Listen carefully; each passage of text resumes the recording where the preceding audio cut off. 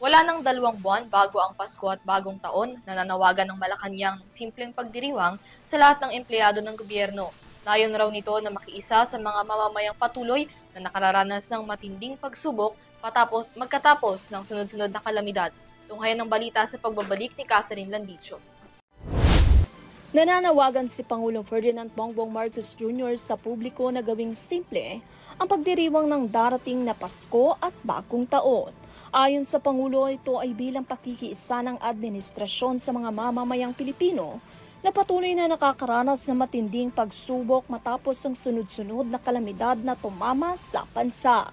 Kabilang na dyan ang malalakas na lindol at bagyong nakakaapekto sa Visayas at ilang bahagi ng Mindanao. Ng holiday season. Ilang araw bago magpasko, pinaaalalahanan ni Pangulong Marcos Jr. at ng Department of Budget and Management o DBM sa pangunguna ni Secretary Amenah Pangandaman ang lahat ng ahensya ng pamahalaan na gawing simple at makabuluhan ang Christmas at year-end celebrations. Bahagi ito ng pakiisa ng administrasyon. Dagdag pa ng Pangulo na ang simpleng pagdiriwang ay paraan upang ipakita ang malasakit at pagkakaisa sa mga apektadong kababayan.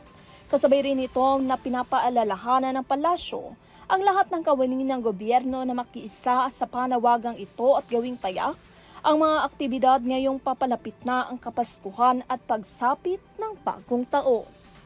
Para sa Euro TV News, Catherine Landicho, sumasaludo sa bawat Pilipino.